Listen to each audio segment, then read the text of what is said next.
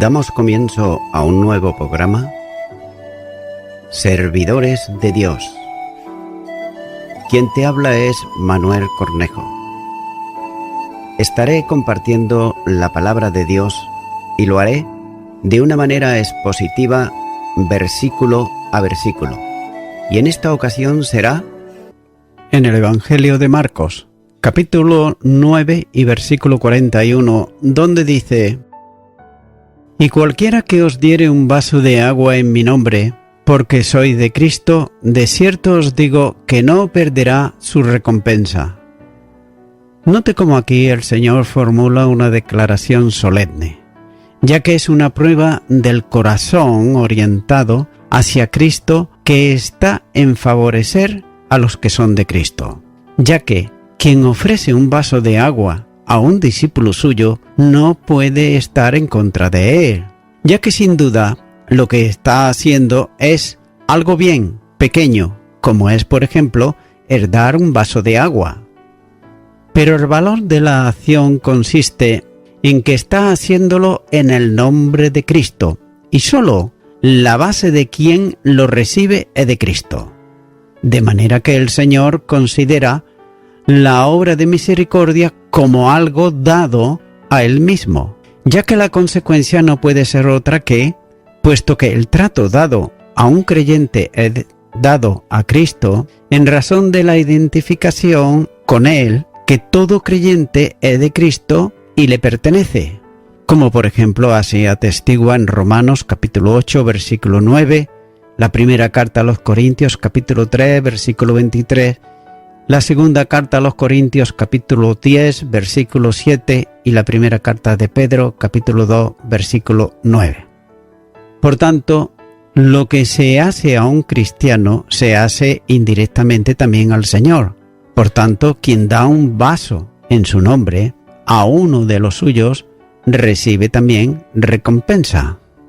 Esto constituye un compromiso personal de Jesús que lo afirma con el enfático amén cuando dice de cierto en verdad, ya que la seguridad es evidente y también cierta, ya que Él dijo que el cielo y la tierra pasarán, pero mis palabras no pasarán. Mateo capítulo 24 y versículo 35. Es por eso que es evidente la identificación del Señor con los suyos. Él diría que lo que se haga a uno de sus hermanos más pequeño se hace a él. Mateo capítulo 25 versículo 40.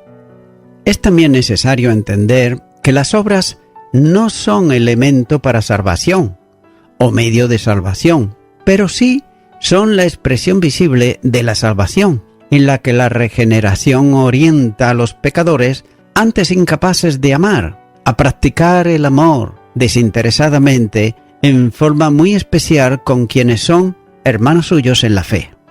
Esto forma parte de las obras que Dios estableció de antemano para que anduviésemos en ellas, como así dice Efesios capítulo 2 y versículo 10, donde dice: porque somos hechura suya, creados en Cristo Jesús, para buenas obras, las cuales Dios preparó de antemano para que anduviésemos en ellas.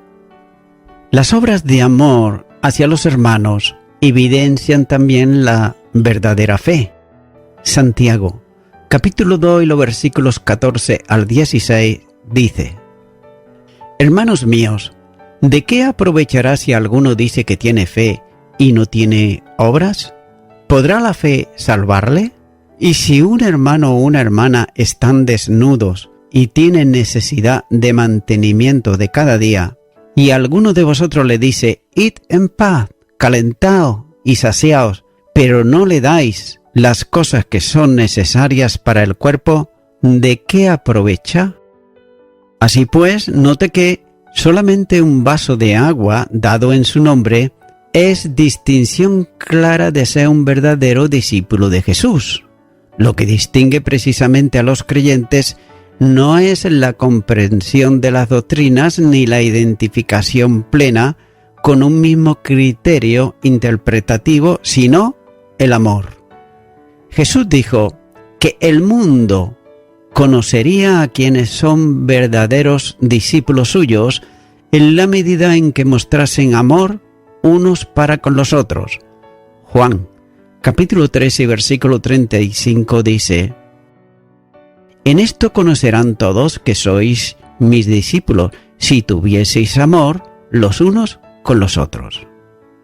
Toda manifestación de fe sin amor convierte a ella en pura teoría intelectual, pero nunca en expresión de salvación, ya que es necesario entender que los creyentes y Cristo son una unidad espiritual, uno en el Señor.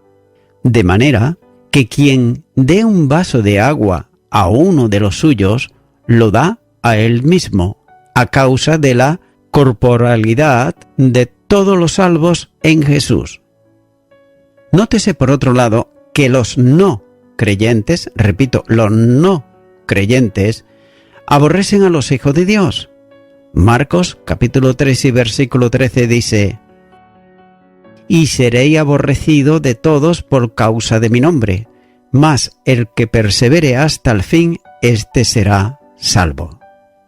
Cuando el apóstol Pablo tuvo el encuentro con el Señor en el camino de Damasco, aprendió la importancia de la lección de la unidad de los cristianos y Cristo, cuando el Señor le reprochó el hecho de que le estuviera persiguiendo. Hechos de los Apóstoles capítulo 9 versículo 4 dice: Y cayendo en tierra, oyó una voz que le decía: Saulo, Saulo, ¿por qué me persigues?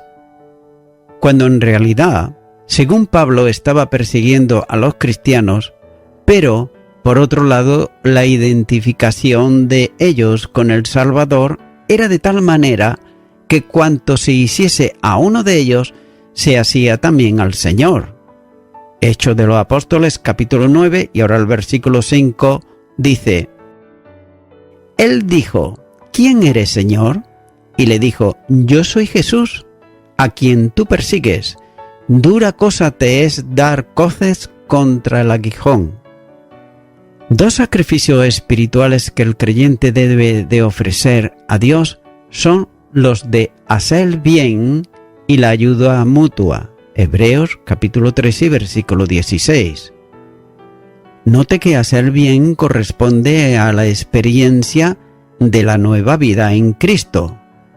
Hechos de los Apóstoles capítulo 10 y versículo 38 dice: Como Dios ungió con el Espíritu Santo y con poder a Jesús de Nazaret, y como éste anduvo haciendo bienes y sanando a todos los oprimidos por el diablo, porque Dios estaba con él. El creyente recibirá la recompensa de Dios por la bondad mostrada hacia otros, aquí expresada en un solo vaso de agua. El bien no tiene destinatarios selectivos, es para hacer a todos. Esa es la expresión del amor de Cristo en la vida cristiana, como así, por ejemplo, señala Lucas capítulo 9 versículo 54, Juan capítulo 4 versículo 42 y la primera carta de Timoteo capítulo 4 versículo 10. Por tanto, todos estamos llamados a hacer el bien a todos los hombres y mayormente a los de la familia de la fe.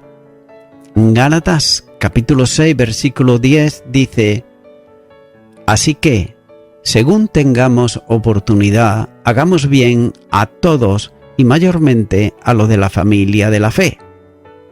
Los cristianos constituimos una familia a la que debemos amor verdadero. La primera carta de Juan, capítulo 3, los versículos 17 al 18 dice: Pero el que tiene bienes de este mundo y ve a su hermano tener necesidad y cierra contra él su corazón, ¿cómo mora el amor de Dios en él? Hijitos míos, no amemos de palabra ni de lengua, sino de hecho y en verdad.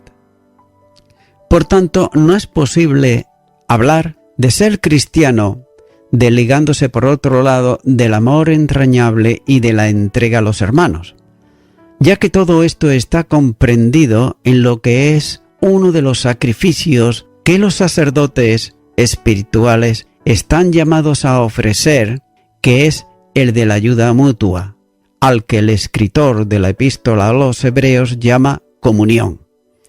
Hebreos, capítulo 13 y versículo 16 dice: «Y de hacer bien, y de ayuda mutua no os olvidéis, porque de tales sacrificios se agrada a Dios», lo que expresa la idea de comunicar con los demás, es decir, prestar atención y ayuda a otros.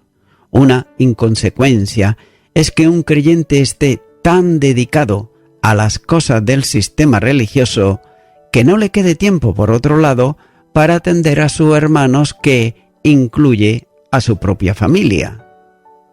Y de este modo, el apóstol Pablo dice que son peores que infieles porque niegan la fe. Primera de Timoteo, capítulo 5 y versículo 8 dice: «Porque si alguno no provee para los suyos y mayormente para los de su casa, ha negado la fe y es peor que un incrédulo». La experiencia de amor práctico atendiendo a las necesidades de otros es evidente del amor de Dios. Note lo que dice la primera carta de Juan, capítulo 4 y versículo 20. «Si alguno dice, yo amo a Dios, y aborrece a su hermano, es mentiroso, pues el que no ama a su hermano, a quien ha visto, ¿cómo puede amar a Dios a quien no ha visto?».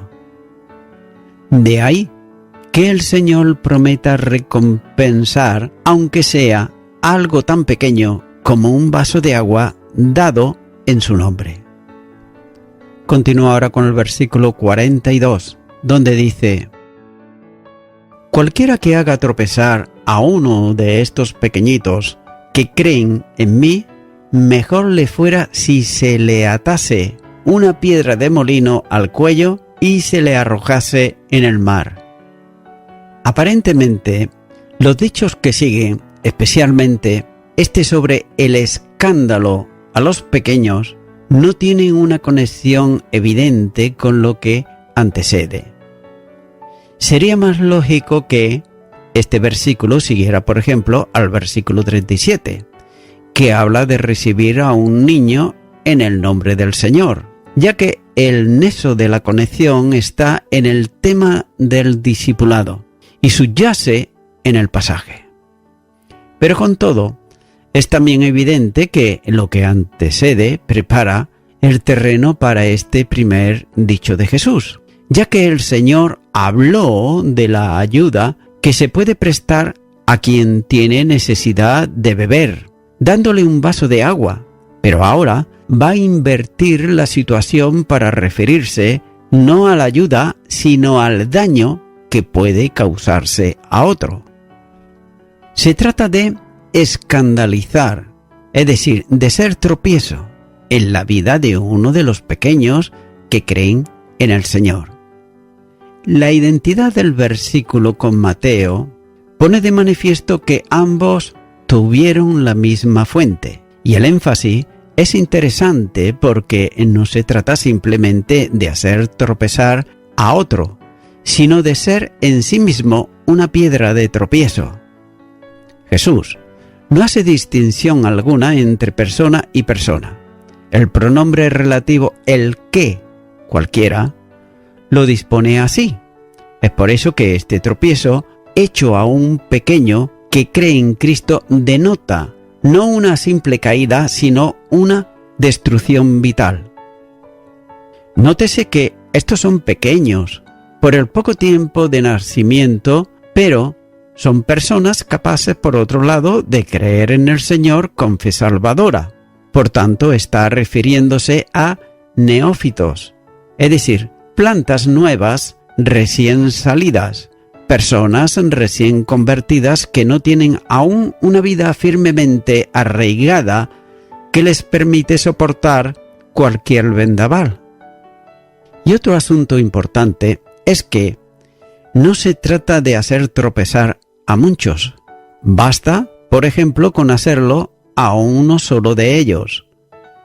Sobre esto comenta Lekin cuando dice: no debemos de engañarnos a nosotros mismos pensando que solamente uno de los pequeñitos es destruido o dañado, solamente un niño o un humilde creyente.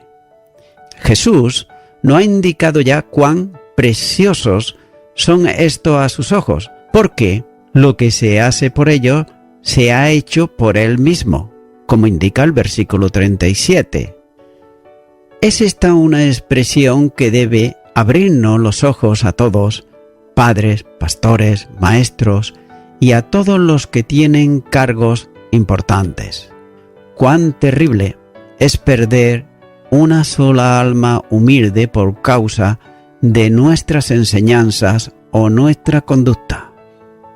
Notamos aquí que Jesús usa de nuevo el número 1, ya que Él conoce a cada uno de los suyos, pero ahora usa el término más amplio, uno de estos pequeñitos que creen en mí. Y hasta aquí el comentario de Leskin. Los pequeños son los miembros más humildes, o tal vez mejor, más débiles en la Iglesia. En algunos textos griegos se omite en mí, después de que creen, pero en ambos casos el sentido es exactamente igual, ya que son pequeños, pero son capaces también de creer. Sin embargo, algunos consideran que es difícil que un niño crea, pero generalmente se trata de presupuestos teológicos, como si un niño que tiene conocimiento para distinguir lo bueno de lo malo no fuese capaz, por otro lado, de aceptar por la fe a Jesús como su Salvador personal. Además, creer equivale a confiar, a depender enteramente del Señor y entregarse además a Él.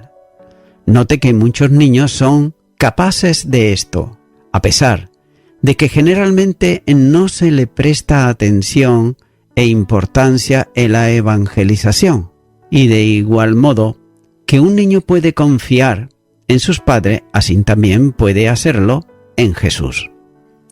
Muchas veces, si no lo hacen, es porque es falta de información y mensaje evangelístico, comprensible precisamente para ellos.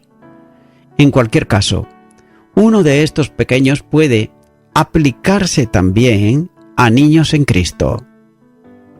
Es por eso que Jesús recalca el hecho de la comisión de un horrendo pecado, el de ser piedra de tropiezo que haga caer a un recién convertido. Y para eso utiliza aquí una terminología altamente significativa que viene a decir que antes de ser piedra de tropiezo es preferible que se le mate. El Señor dice que sería excelente que si se le pusiera una piedra de molino de asno, esto es, una piedra del tamaño y peso imposible de ser manejada por un hombre, atada al cuello y se le arrojase en lo profundo del mar, para que no pueda regresar de allí. No cabe duda que la frase del Señor es, además de elocuente, dura, ya que una acción semejante evitaría el daño que pueda causarse a un niño. Si la muerte por ahogamiento es algo irreparable, es aquí la justa medida de la ruina irreparable que se puede causar en una persona que cree en Jesús, pero cuya fe no ha sido todavía fortalecida. Y tiempo después, el apóstol Pablo haría mención expresa a esta enseñanza, cuando escribiéndole a los romanos le decía, en Romanos capítulo 14 y versículo 13, así que ya no nos juzguemos más los unos a los otros, sino más bien decidid no poner tropiezo o ocasión de caer al hermano. Es por eso que cada uno de nosotros debemos de tener muy en cuenta el pecado al que se refirió el Señor y tomar la determinación de no ser ocasión de tropiezo para ninguno de ellos, ya que ser tropiezo es colocarse como obstáculo en la carrera de un pequeño, que bien puede ser un débil en la fe, a los que le afectan asuntos que a otros, sin embargo, maduros en Cristo, no le afectarían en absoluto. La conducta, el ejemplo, la actitud de un cristiano puede ser causa de tropiezo para otro. De nuevo, recordando las palabras del Señor, es necesario entender que es preferible morir que llegar a ser tropiezo a otro hermano. Note que es específicamente grave ser ejemplo nocivo a otros, de modo que se le conduzca a pecar por el mal ejemplo dado, ya que el que induce a pecar a otro es instrumento en manos de Satanás. La primera carta a Timoteo, capítulo 6, versículo 9, dice: porque los que quieren enriquecerse caen en tentación y lazo, y en muchas codicias necias y dañosas, que hunden a los hombres en destrucción y perdición. La fórmula favorita de algunos es semejante a la de los corintios: todo me es lícito. Pero la primera carta a los corintios, Pablo dice, en el capítulo 6, versículo 12, todas las cosas me son lícitas, mas no todas convienen. Todas las cosas me son lícitas, mas yo no me dejaré dominar de ninguna. El derecho personal al ejercicio de la libertad termina cuando esa libertad es causa de inducción al pecado para los hermanos débiles. El cuidado espiritual hacia esto es prueba de ser un verdadero cristiano. La primera carta de Juan, capítulo 2, versículo 10, dice: el que ama a su hermano permanece en la luz, y en él no hay tropiezo. Continúo ahora con el versículo 43, donde dice: si tu mano fuere ocasión de caer, córtala. Mejor te es entrar en la vida manco que teniendo dos manos ir al infierno, al fuego que no puede ser apagado. Note que aquí el Señor está repitiendo la misma enseñanza que dio en el Sermón del Monte, en Mateo, capítulo 5 y versículo 30, donde dice: y si tu mano derecha te es ocasión de caer, córtala y échala de ti, pues mejor te es que se pierda uno de tus miembros y no que todo tu cuerpo sea echado al infierno.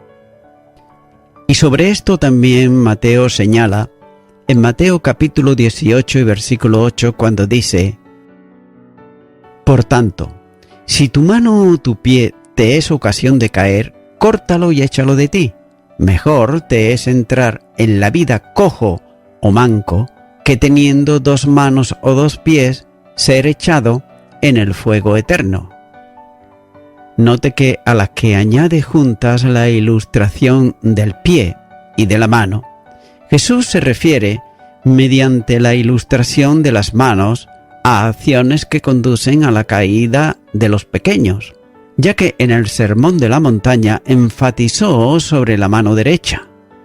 Y el Señor enseña que, hiperbólicamente, la acción decidida del creyente contra áreas del pecado en su propia vida, en la figura de cortar un miembro antes de pecar con él o por medio de él.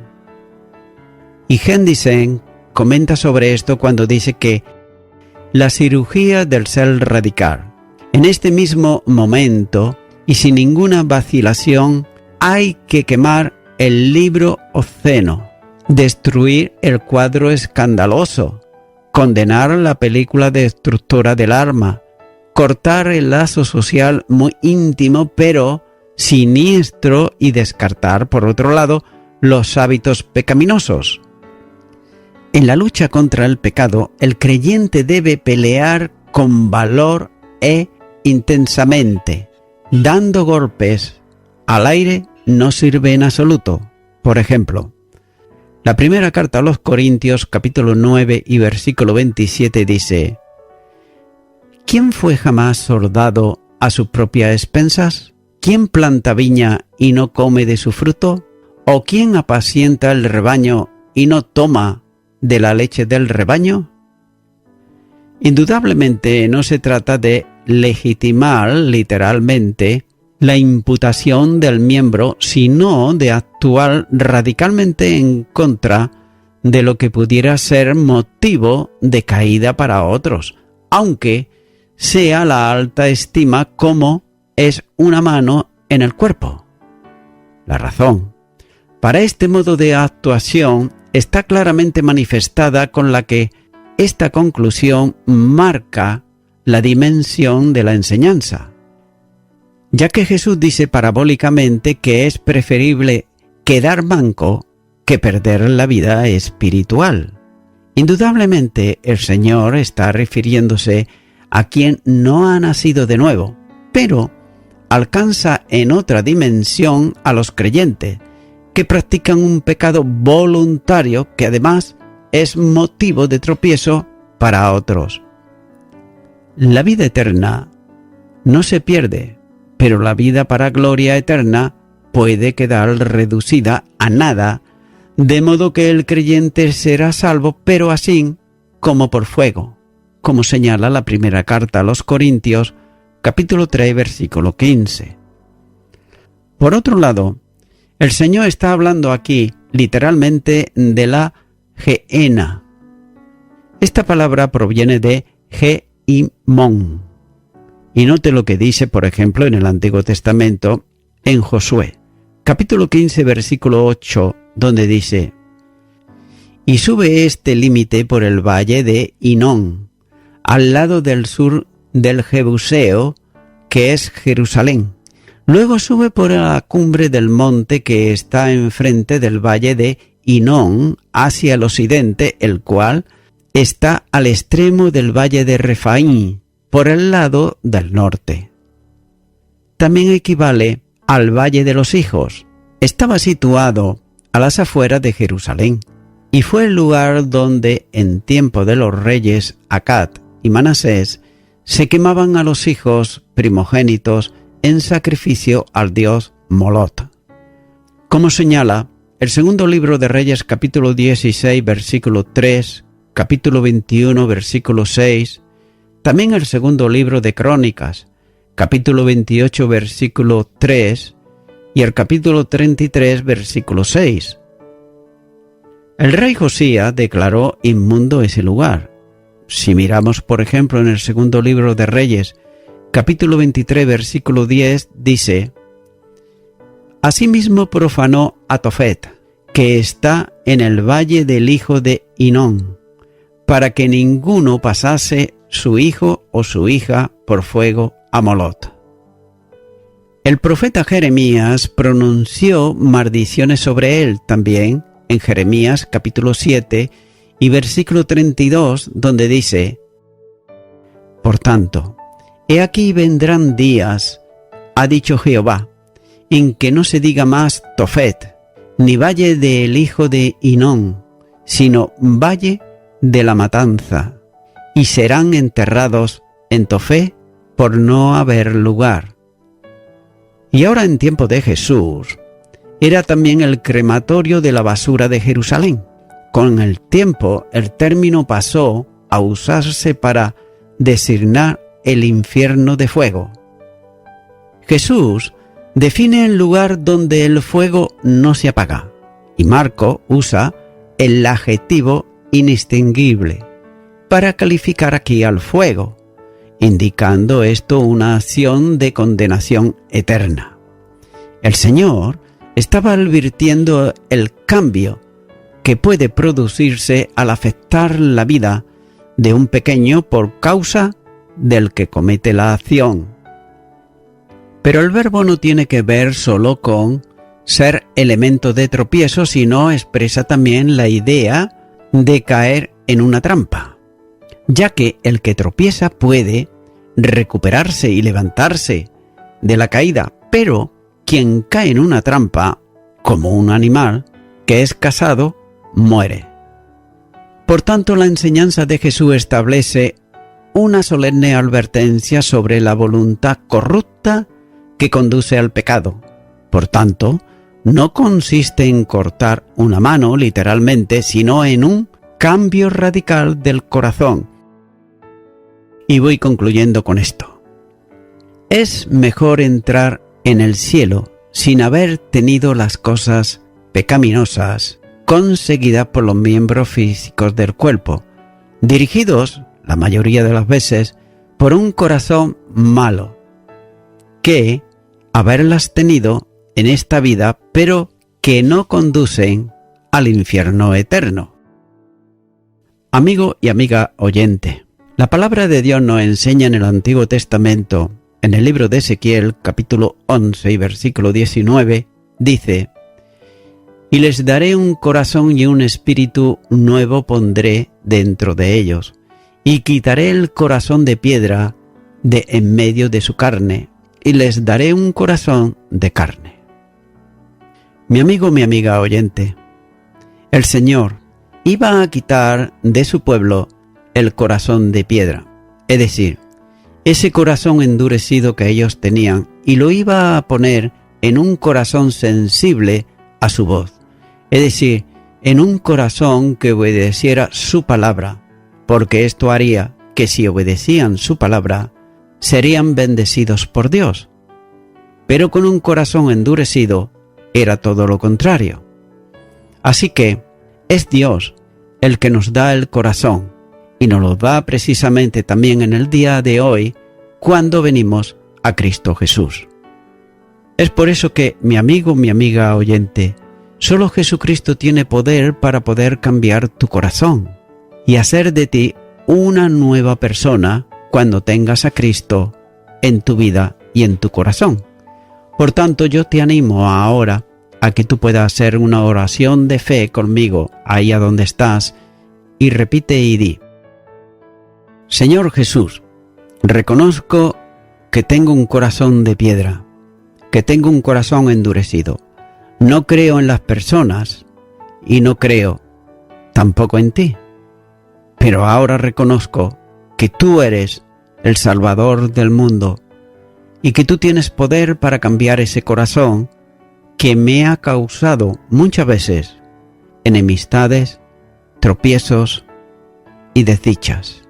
Quiero pedirte perdón en este momento por todos mis pecados y me arrepiento de ellos. Y te recibo ahora a ti, Jesucristo, en mi corazón, y te recibo como mi único Salvador. En tu nombre, amén.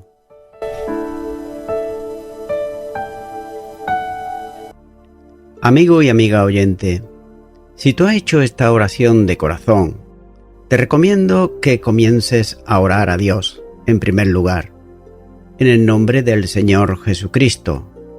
Orar a Dios no es rezar, sino que es hablar con una persona.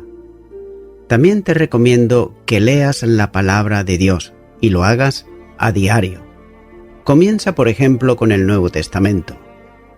Y también, por último, te recomiendo que para que puedas crecer espiritualmente, te congregues en una iglesia cristiano-evangélica, donde se predique, se enseñe y se practique la sana doctrina y la palabra de Dios.